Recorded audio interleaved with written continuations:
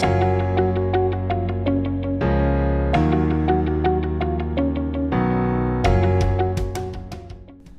to start off, could you give me your name, your age, and your place of birth, please? Sure. I start with the personal questions. Joel Brennan. I'm 48. I was born in Milwaukee, Wisconsin. Tell me a little bit about your job history before joining the E.V.S. administration. So I have about a 25-year employment history in a number of different capacities, a lot of it in and around public policy.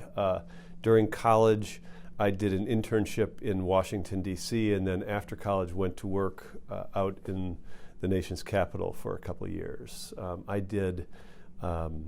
Early in my career, I did legislative affairs at the state level for Miller Brewing Company, a Milwaukee-based company. My father had worked at Miller. It was kind of a place that lots of people had worked or worked during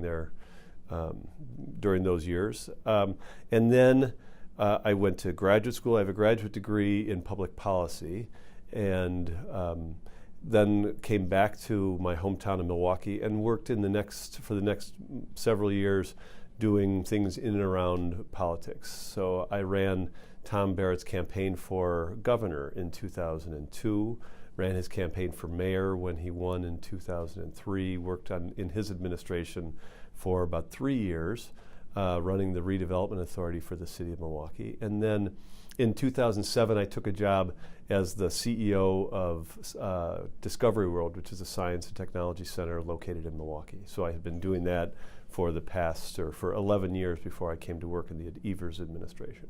So you touched on your education a little bit. Could you expand on that? Can you tell me where you went to college and Sure. postgrad? Sure. I have an undergraduate degree with a double major in English and political science from Marquette University. And as I mentioned, I spent a summer working in Washington, D.C. during that time. And then I have a graduate degree in public policy from the University of Chicago. I got that in 1999 because I think I was just invited back for the 20-year reunion. I met my wife in graduate school, so both of us have been invited back for that. That's a great segue, actually, because I was going to ask next about your family. About family. So my wife Audra and I live on the north side of Milwaukee. We have 2 children, a 13-year-old daughter named Allison and a 12-year-old son named Connor. Both of them are they're in middle school in Milwaukee Public School at Golda Meir School in Milwaukee. What do you like to do outside of work?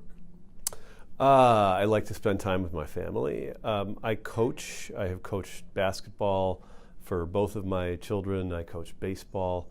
I'm interested in outdoor recreation. I like to golf. I do crossword puzzles, and I read.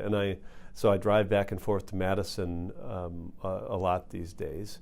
And so I've had the opportunity to listen to some books on tape and take care of my Audible account, because oftentimes I'm leaving very early in the morning, and while I can make phone calls on the way home, very early in the morning, 5:30, 6 o'clock is not when lots of people are available for phone calls. Anything you'd recommend reading? The new book by Michelle Obama, Becoming, is that what it's called, I think? So I listened to that. I also, I have found the time in those drives to do some catching up on things that are relevant, I hope, to my job and to Wisconsin. So I listened to the book Evicted, which is now several years old, but about the housing crisis and about people moving from place to place in and around Milwaukee, which is, that's still a big issue around. And I also listened recently to a book that was written by a UW researcher called The Politics of Resentment, which is about, she spent a lot of time sitting with people in the northern part of the state, listening to some of the areas of disagreement they have sometimes with Madison and the big cities. And I think that that's important for my job, because I get the opportunity to work with a breadth of people both in the legislature and at the local level, and so having an opportunity to hear their perspective and get their perspective is really valuable. Okay, so can you tell me why the interest in being in the E.V.S. administration?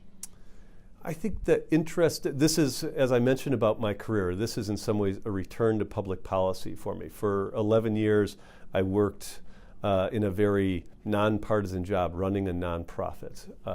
And it allowed me an opportunity to work with people from all over the ideological spectrum, and people who wanted to work on issues surrounding education, surrounding workforce development, surrounding public policy related to freshwater science.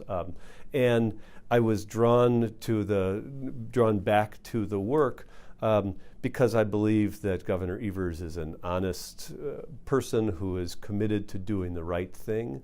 I don't think he is an ideologue by any stretch. I think he's a pragmatist who is really looking to make some changes and get things done. And I believe there are things that need to be changed at the state level. And so I felt a call kind of back to that service. And I feel like I bring a breadth of experience and things that I've done over the course of my career that hopefully can be helpful in the job. See, so what are the priorities for DOA under your leadership? To be effective, to be transparent. And DOA is an interesting and complex organization, and one of the things that makes it complex is that most of the constituency we have is across the rest of the enterprise. And so how well we do is hopefully reflected in how well other agencies are able to do their work, how well we interact with the legislature, how well the governor does in over the course of 4 years being able to complete his agenda and being effective in getting things done. And so I hope that we're going to be seen as responsive, as available and accessible to various parties, and that we're going to be effective in actually getting things done and making sure that we can come to accomplishment across the administration. Is there anything that you think the agency should be doing differently than perhaps in the last administration? I've had conversations with legislators who have said that they had infrequent contact either with the Secretary's office or with the department. And I just think that one of the things, and these are not people from one party or another, it was kind of broadly across the legislature. And I hope that one of the things that can be a hallmark of any of the agencies is that we are seen as being accessible to the legislature and being responsive, whether it's an issue that's a constituent issue that they come up with or a broader policy objective that they're interested in. You know, the department has a lot of opportunity to work across the enterprise, and so I hope we can be very responsive and effective in being accessible to the legislature. Sure. What's the best advice you've gotten since taking the job? One of the best pieces of advice was that I was going to get lots of pieces of advice, and that no matter what happens, to ensure that we keep our eye on doing what's right, and that if we're focused on that, then everything else will kind of take care of itself. And so I hope that that's the approach that we're trying to take here. But and the other that I don't know whether I'm yet being whether I've taken to heart as much as I need to is don't get too high or too low. That part of the job of doing part of the way of being effective at doing a job like this is just evening out the peaks and valleys and just being able to keep going no matter kind of what is happening around you. Can you point to anything that you would say is the worst advice? I don't think I've gotten any bad advice. I think that I'm never somebody. I've not been somebody in my career who's just. Let me put that in a different way. I hope I'm always willing to lend an ear to somebody who has useful input. And one of the things that I found valuable is very early on in my tenure here, and even before I took the job, I was able to talk to a number of former secretaries. My guess is that they would all describe the job a little differently. Everybody kind of puts their own stamp on it. But being able to sit down with someone like Jim Clouser, who everyone over the course of a generation would recognize as somebody who kind of wrote the book on how to do this job and expanded the impact of this, the agency, I think that was really valuable for me. Scott Neitzel is somebody who I worked with at the Wisconsin Center District and who became a friend over the course of the last several years, and I was able to work with. So people like that, their advice is always going to be valuable, but there's going to be lots of other input that's going to be valuable as well, and I hope I sift through it in the right way, and I'm able to take the best aspects of all of it.